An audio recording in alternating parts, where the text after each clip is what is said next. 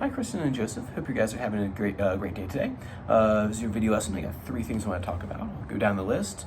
If you have questions at the end, feel free to shoot them over to me, and I'll do my best to answer. So cool. Let's get started. So number 1 are pinky push-ups. These are super important to be practicing, as that technique pops up in the piece after Aunt Rhody, Song in the Wind. So we definitely want to be working on our pinky push-ups and our flowers going up for that matter too. So remember, the thing with the pinky push-up is you got your ring finger right there on the note D on that 3rd fret 2nd string. And then what we talked about last time is making sure that we don't drop the 1st finger, that it doesn't go down in here or anything like this. We want to keep that pinky up there. So maybe what you want to do is make sure that you have a nice tall ring finger, right? That the finger isn't flattening out like this, that we're on the tip of the finger, right? That we're not bumping into the 1st string right there. And it's staying right nice and arched just like that. So when you look at that from the side, I'm on the tip of the finger, the finger's arched, it's not leaning down on the pad of the finger. You don't want that. Tip of the finger, and then keep the 1st finger up. So maybe just, at first, don't even do the push-up, just kind of have him in that position and see if you can take a spaceship or a toy or something like that and try to crash it into his fingers, try to keep the fingers really loose though. So you don't want them to be tightening up. We don't want this.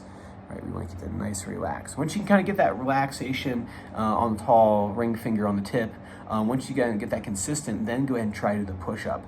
Going down on the tip of the finger of the pinky, and then right back up again. So down and then up, right? One more time. Tall ring finger on the 2nd string, 3rd fret. Keeping these guys up right here, tall on the tip. Pinky down and pinky up. If he's doing this a little bit, that's fine for right now. Just the act of him just getting his finger up and down is good.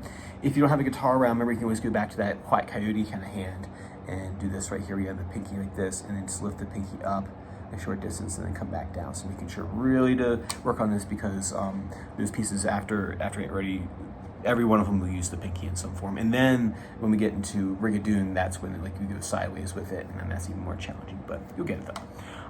Number 2 is, I'll start, actually I wrote down number 3 where number 2 should go, so I'm gonna jump to 3, and then we'll go back and do number 2, because this is what we're gonna do.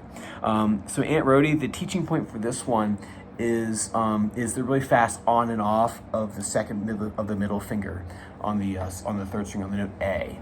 So the teaching point for this one, the tricky part is so I play the melody, right? So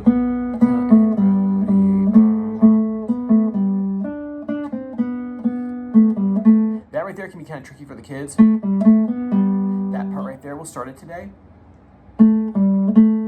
So have him practice A, G, A, G, A, G, A, G. Get that. Da, da, da, da. That will be the next part that we'll do next week. A, G, A, B will be next week, but if you're in the week you find you can handle it, maybe give him that one. So A, G, A, G. How long can you do that for, right? Have him practice that for me.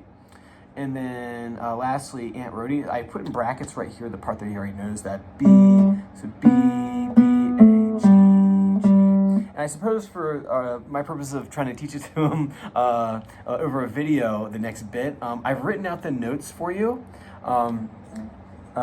See what I can do. I'll do my best. I'll play each one separate, and Joseph can try to figure out the next one. So I'll hide my guitar here so he can't see.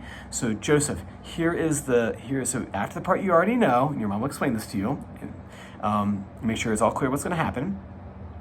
Joseph already knows this. You already know this. B, B, A, G, G. Here's the next note of the song. So this is the next note of the song. It can only be the notes of your flowers growing up above. It can't be anything other than that. It has to be one of those, right? Sounds like this, right? And how many do you hear? You can rewind this part if you think it would be helpful. Right? And then the next part starts here. This is the next note in the song after the note I just played. Right? I just played one of them. Then I go to this one.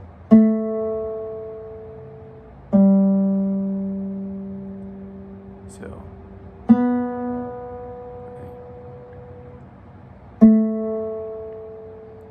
Now I'm putting time in so that way maybe you can pause it after you play it and you can rewind it. I'll do that one more time. So here's we had this one here. Here's the next one.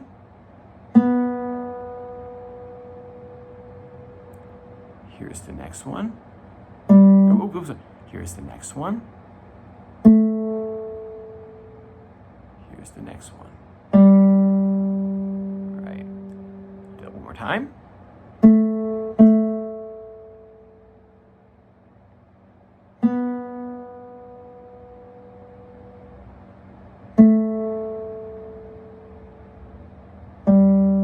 And Kristen, what you can do is pause in between each one of those repetitions that I did. And I've written it out for you, so what I'd like you to do is once he figures them out, you can sing it to him, or you can say the letter names to him, so that way he can start getting that in his ear and start to sing along while he plays. I wrote a couple more notes. You can try this, but I think just those few right there, I think over a video would be probably sufficient for him and get the first phrase down. So cool. So work on that part of Aunt Rhody, and then if like I said, you want me to look at anything or check his Aunt Rhody or Lightly Row, feel free to shoot a video over and I'll take a look at it. Cool. Work on that for me, and I will see you same time next time. Take care.